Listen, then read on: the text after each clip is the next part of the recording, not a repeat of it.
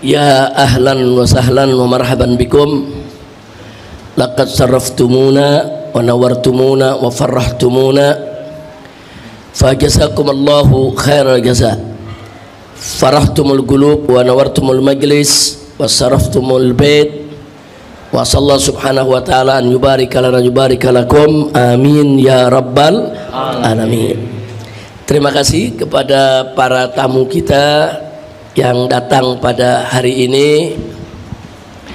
Sebelum kita berbincang, para tamu menyampaikan apa yang ingin disampaikannya, terlebih dahulu kita membacakan satu ayat atau satu hadis untuk kita tabarruk, ifadah wal istifadah, supaya kita bisa mendapatkan manfaat keberkahan dari silaturahim kita pada hari ini, insya Allah.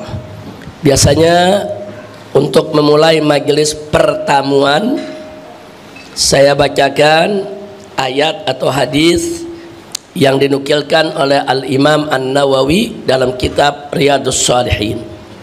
Majelis pertemuan kali ini kita sudah sampai di bab fil mujahadah. Al-mujahadah itu artinya kesungguhan di dalam ibadah kepada Allah Subhanahu wa ta'ala.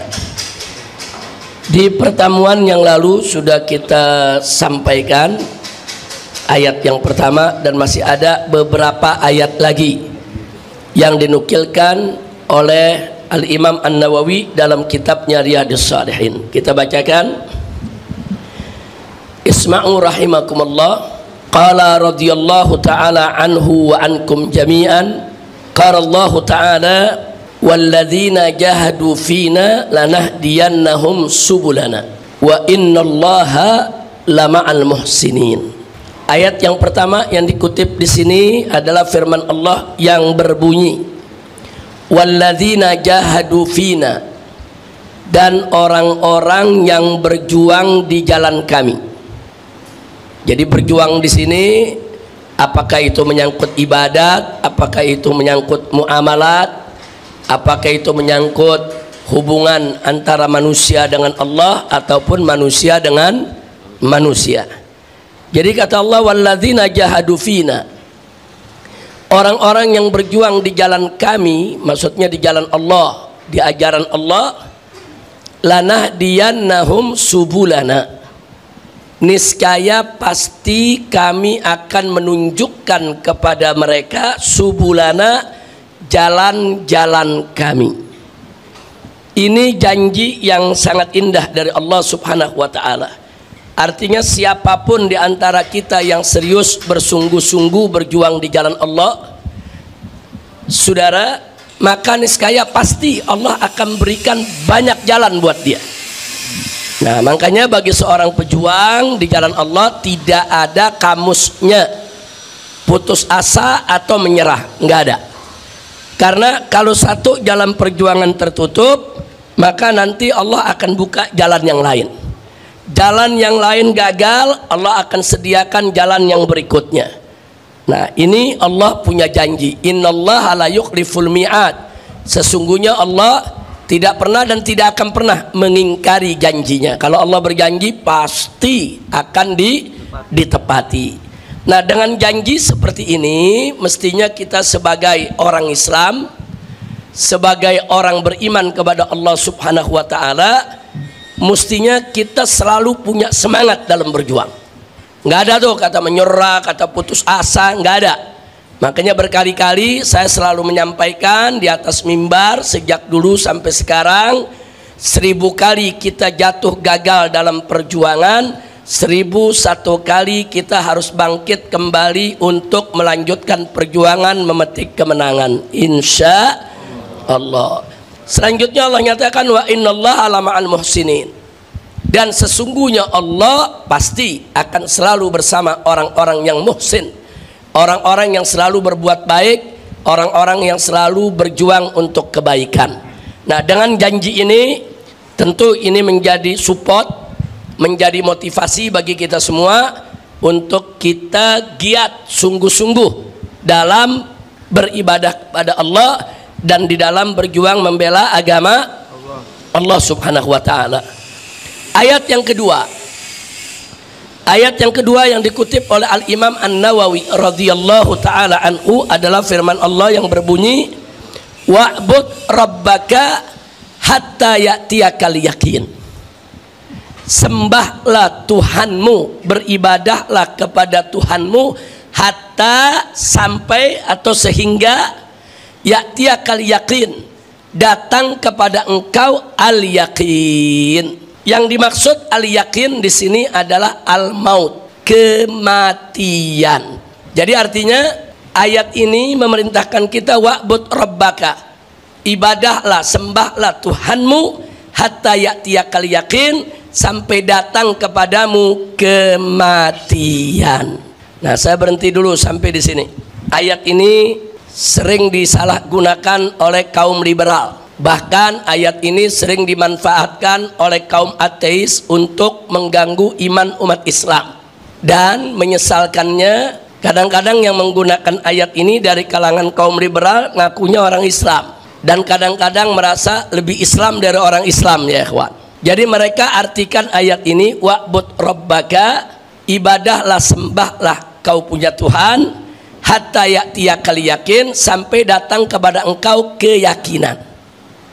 Jadi al-yakin di situ mereka terjemahkan secara harfiah, secara tekstual, sampai datang kepada kamu keyakinan. Jadi kalau udah yakin ya udah selesai.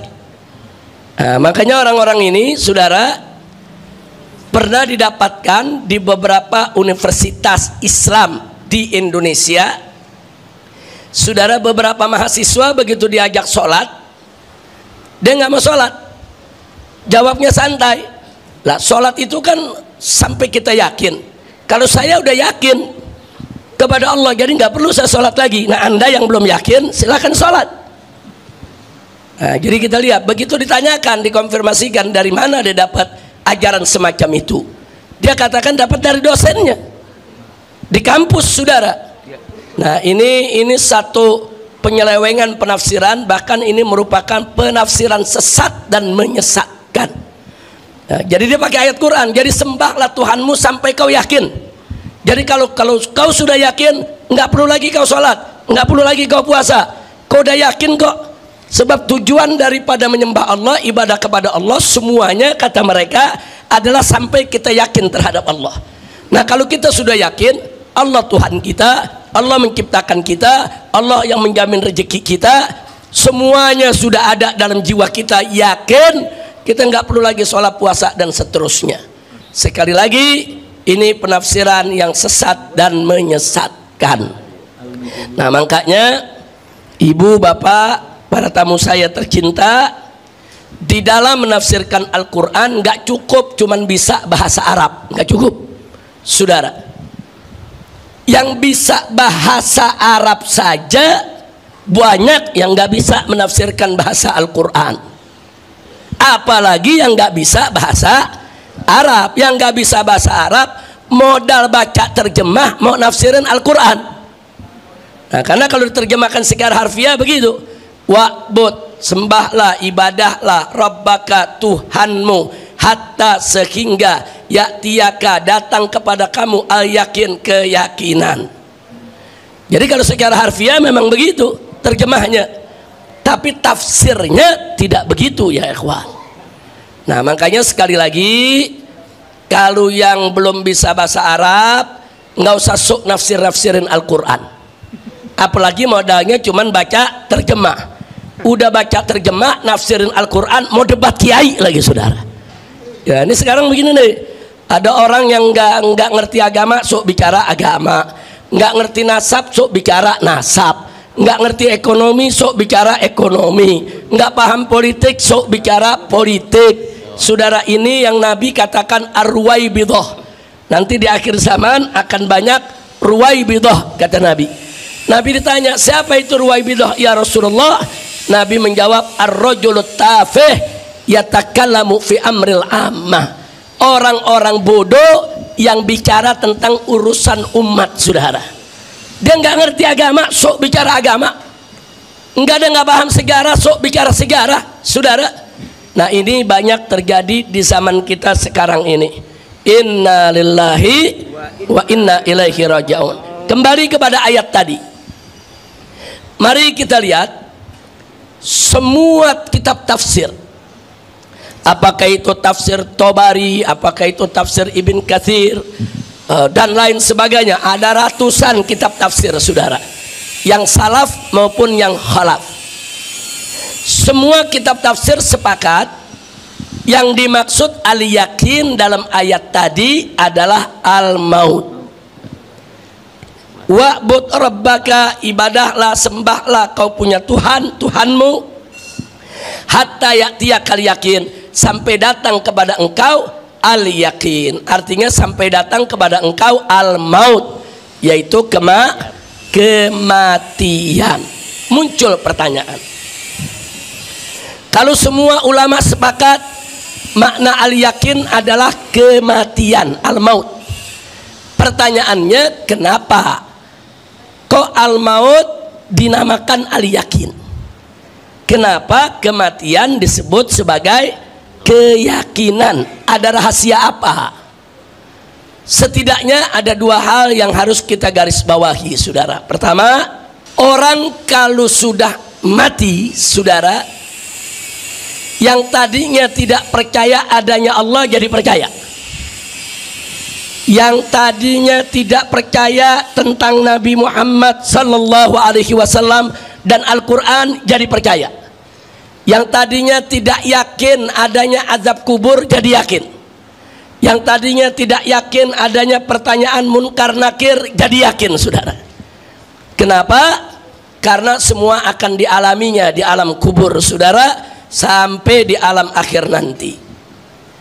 Nah, cuman percuma kalau keyakinan itu datang setelah kematian, nggak ada artinya, saudara. Jadi siapapun, mau orang yang beriman, mau yang kafir, mau yang ateis, saudara, begitu mati, saudara, semua tabir keraguan akan tersingkap. Semua tabir keraguan itu akan tersingkap. Yang tadinya nggak percaya adanya Allah jadi percaya, yang nggak yakin adanya yaitu pahala dan dosa jadi yakin, saudara. Makanya al-maut itu disebut al-yakin. Bu, ibu, paham bu ya?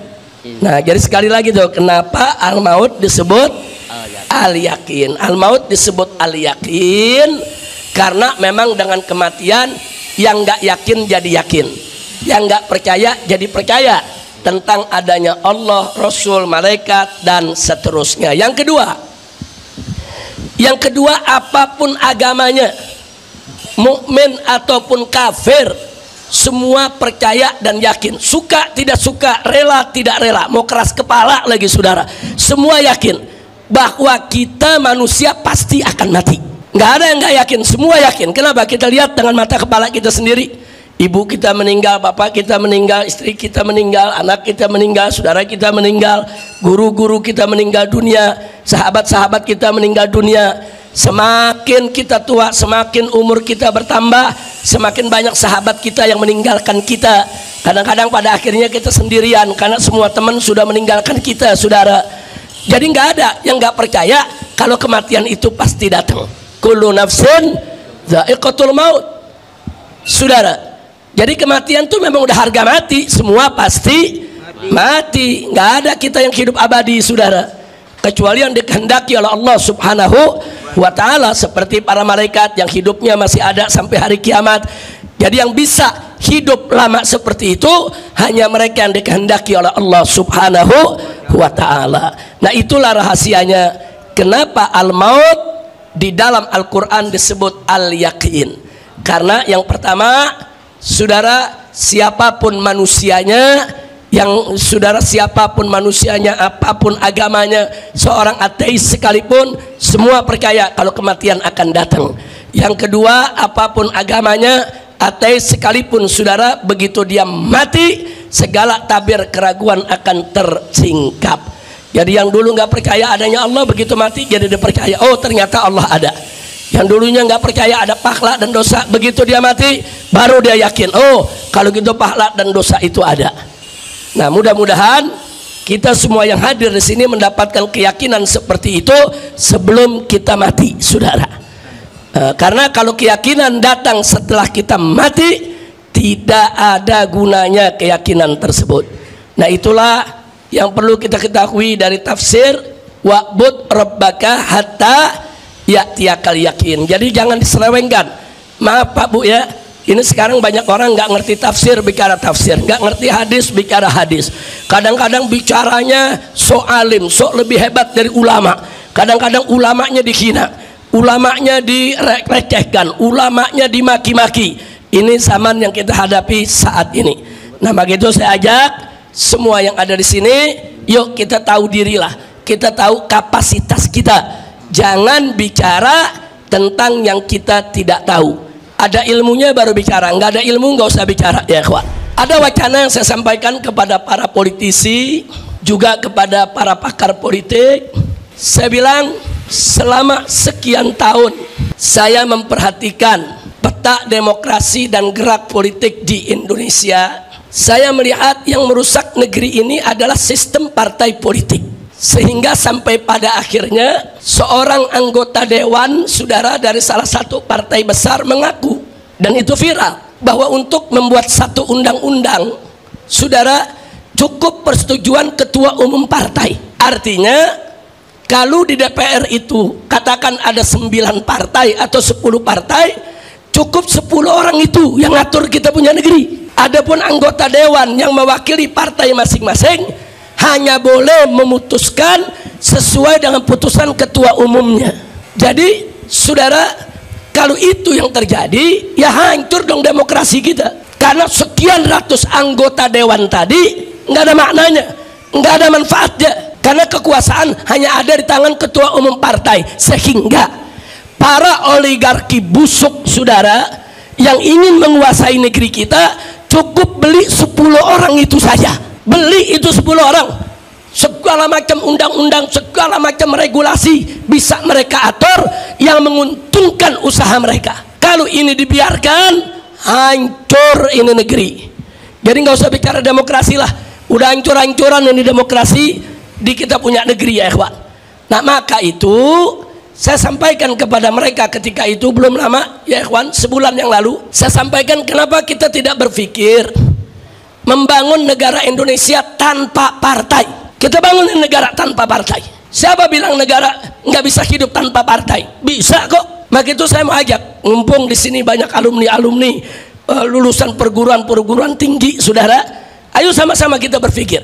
Siapa bilang Indonesia tidak bisa dibangun tanpa partai? Bisa, saudara. Kita membangun satu negara meritokrasi, di mana semua jabatan di kementerian itu dipegang oleh orang-orang dari hasil karir mereka, bukan orang partai, saudara. Dulu di zaman Soeharto, saudara, Orde Baru, dengan segala kebaikan dan kejelekannya, saudara, itu jabatan politis itu hanya sampai di jabatan menteri, saudara. Di bawah menteri semua jabatan karir, saudara. Hampir semua jabatan karir.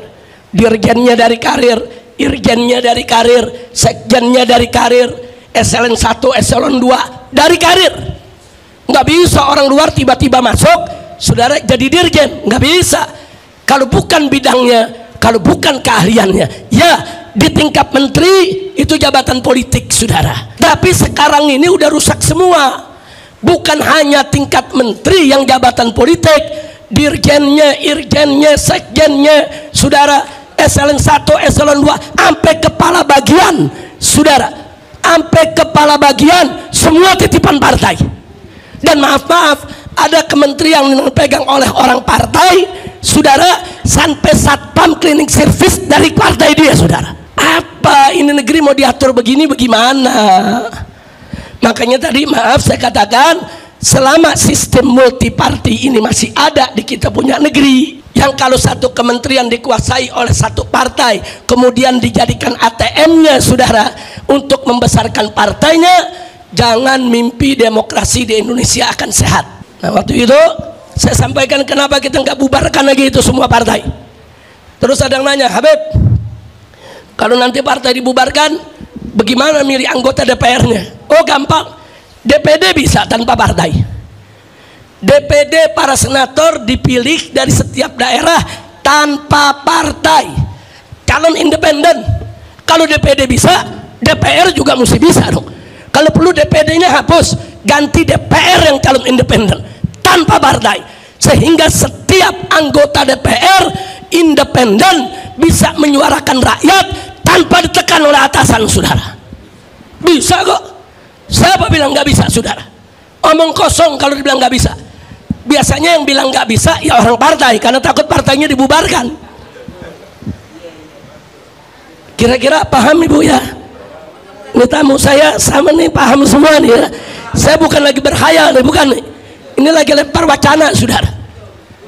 Ini wacana dalam dunia politik penting. Nah, sehingga saudara, presiden dipilih secara independen, DPR dipilih secara independen, betul-betul semua rakyat yang pilih. Negara ini bebas daripada tekanan partai, saudara. Itu pertama. Baik, andai kata pun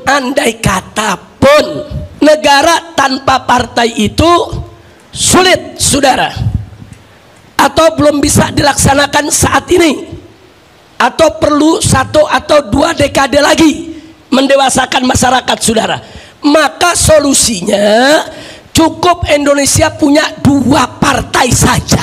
Bisa, saudara. Amerika Serikat, negara yang begitu maju, bisa kedua partai, Partai Republik, Partai Demokrat, selesai.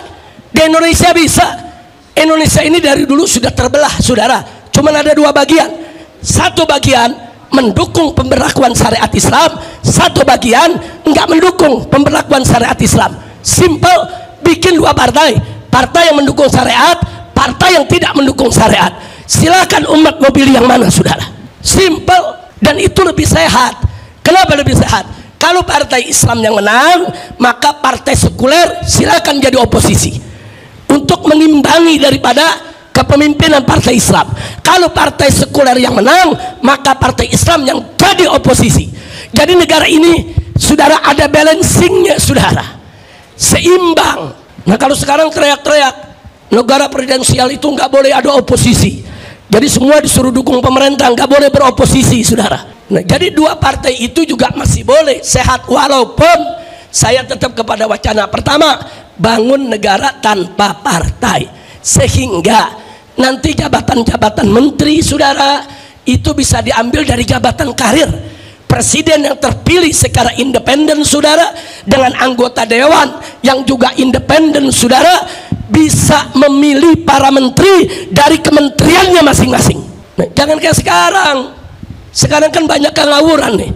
Bankir diajak, diangkat jadi menteri kesehatan.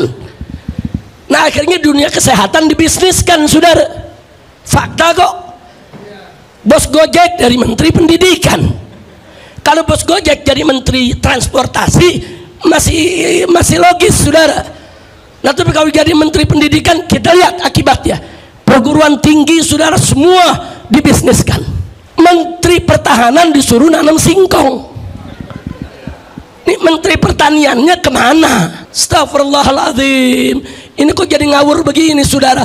Kenapa? Itu tadi, ini cawe-cawenya partai politik, saudara. Semua mau diambil alih oleh partai politik, semua. Mau itu kementerian, mau itu kedutaan besar, saudara, mau itu komisaris daripada BUMN, semua mau dibagi-bagi di antara orang partai. Nah, jadi rakyat yang bukan orang partai bagaimana? Nah, ini saya pengen ini, Prof. Laila, kita buat satu pertemuan besar, kita kumpulkan semua para pakar, ayo kita diskusi. Nggak apa-apa, ayo kita berdebat, ayo kita adu argumentasi, ayo kita adu pendapat, ide di sana untuk menyelamatkan kita punya Republik Indonesia, insya Allah. Bu, kalau kita punya negeri, menterinya jabatan karir, sekjen, irjen, sampai kepada dirjennya, semua jabatan karir, mereka akan menguasai bidangnya. Mereka tahu penyakit apa yang ada di bidangnya. Mereka tahu bagaimana mengatasi persoalan yang ada di bidangnya. Jangan sekali-kali memberikan sesuatu kepada bukan ahlinya. Nabi sudah ingatkan, Apa kata Nabi dalam hadisnya? Idza wusidal amru ila ghairi ahli fantadhir sa'ah. Kata Nabi, kalau kau serahkan urusan kepada yang bukan ahlinya, tunggulah datangnya kiamat. Maksudnya datang kehancuran. Nabi udah kasih tahu, hancur kamu kalau memberikan sesuatu bukan pada ahlinya, saudara. Nah, ini yang bisa saya sampaikan. Artinya apa yang disampaikan tadi oleh para presidium dari Formaksi ya, kita sejalan, kita sepemikiran untuk melakukan perubahan, dan kita sejalan, kita sepemikiran untuk kita berjuang bersama untuk membela rakyat yang lemah dan membela mempertahankan persatuan dan kesatuan NKRI, sehingga ini tidak dijadikan sebagai negeri yang menjadi bantakan korupsi, saudara. Saya sepakat, hanya saja bagaimana strateginya, mesti sering-sering ketemu, sering-sering duduk, sering-sering kita berdiskusi. Nanti dari Formaksi mesti ada perwakilannya. Tentu tidak semua orang di Formaksi yang kita undang, karena yang akan diundang begitu banyak organisasi dan LSM. Dari ormas Islam aja udah 60 ormas lebih yang bakal kita undang, belum dari yang lainnya. Kita duduk bareng, yuk kita bicarakan soal negeri kita, saudara. Insya. Nah, kalau sekarang kita lihat, saudara, menterinya dari partai, dirjen, irjen, sekjen dari partai, kepala-kepala bagian dari partai. Tahu-tahu orang yang nggak ngerti apa-apa masuk ke dalam, saudara, kementerian, dapat jabatan. Gimana ceritanya? Wah, belakangan terakhir ada biduan lagi dapat honorer. Ini apa ceritanya ini negeri, saudara? Hancur ini negeri kalau kita percayakan negeri ini kepada partai, saudara.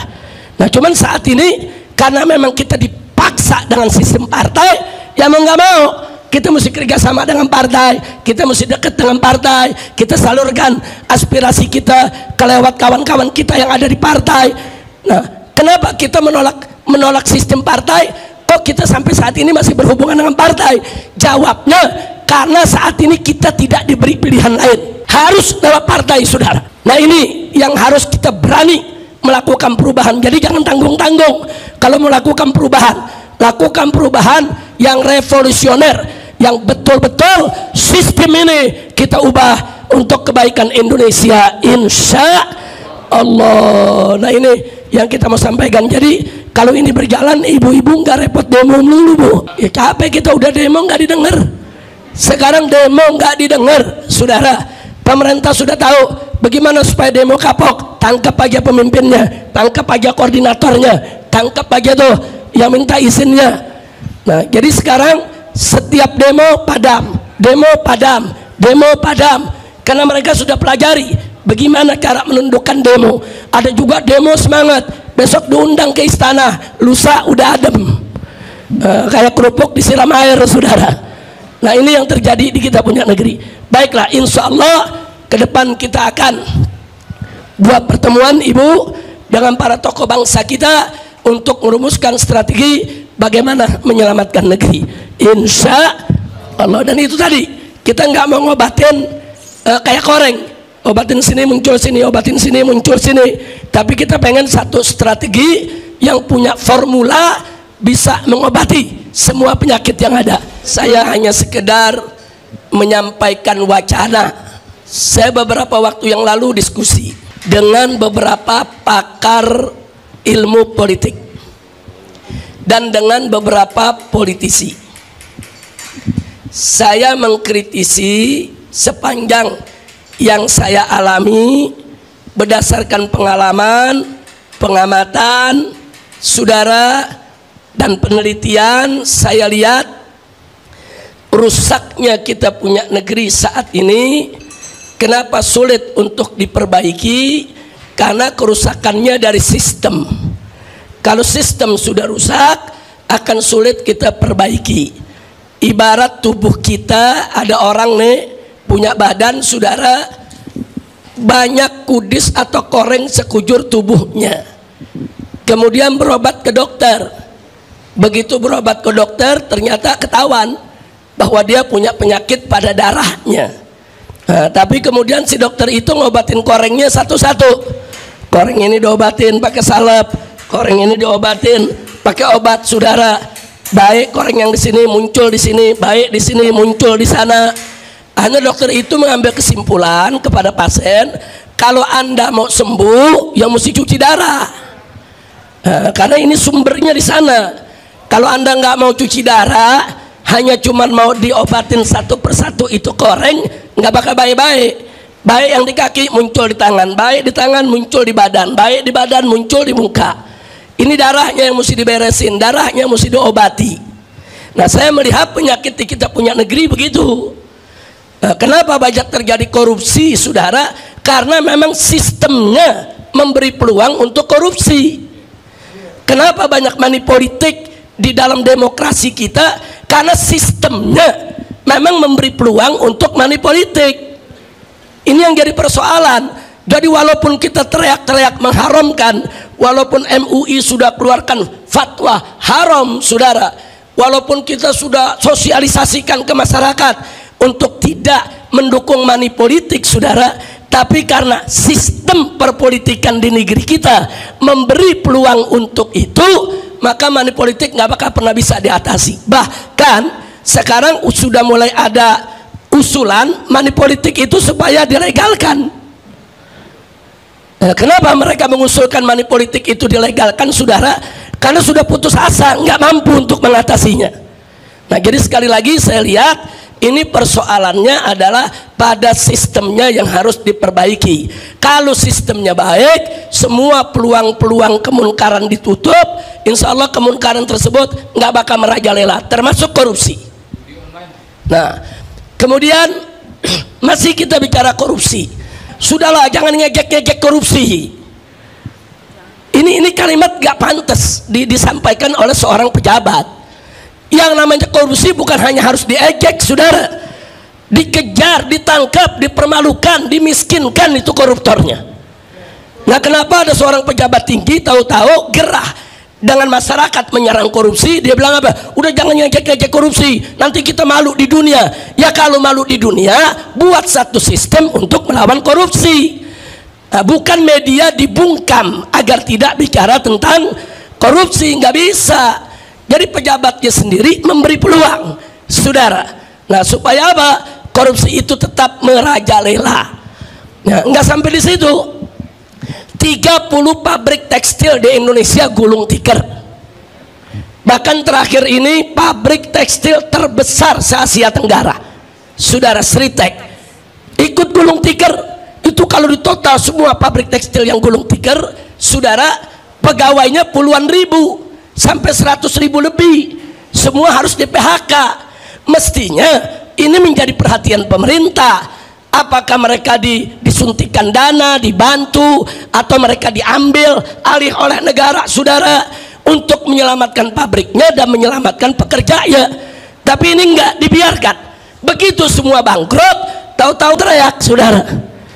Oh, tadi pagi ada orang dari negeri Cina datang ke kantor saya. Ada 2 tuh sudah datang ke saya. Dia mau bangun pabrik tekstil terbesar sedunia di Indonesia ini. Itu coba menteri saya siapkan tuh surat-surat untuk tanahnya. Apa, saudara? Ini kok jadi menteri rasa preman, saudara?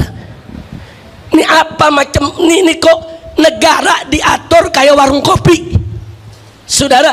Ngomong seenaknya, nggak ada sopan-sopannya. Jadi bukan seenaknya ngomong, tersebar kok, viral kok, saudara. Silakan lihat bagaimana gayanya bicara, saudara. Oh, tadi itu ada dari Cina, ada 2 tuh datang ke kantor saya. Dia mau bikin itu pabrik tekstil internasional terbesar di dunia. Nah, itu nanti kita siapkan aja tanahnya di sini. Coba disiapkan itu tanahnya, disiapkan. Ini negara, ada regulasinya, ada aturannya.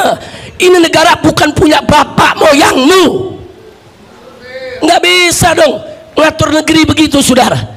Dan saya masih heran orang semacam ini selalu diberikan kesempatan untuk mengatur negeri. Nah, jadi sekarang ini itu tadi saya katakan, saudara, ini yang rusak di negeri kita. Kenapa?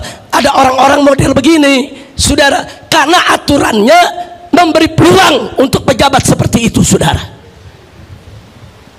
Jadi saya pikir terlalu panjang kalau kita mau bicara soal ini. Tapi nanti seperti yang Prof. Laila tadi ingatkan, Insya Allah yang begini nanti akan kita kumpulkan.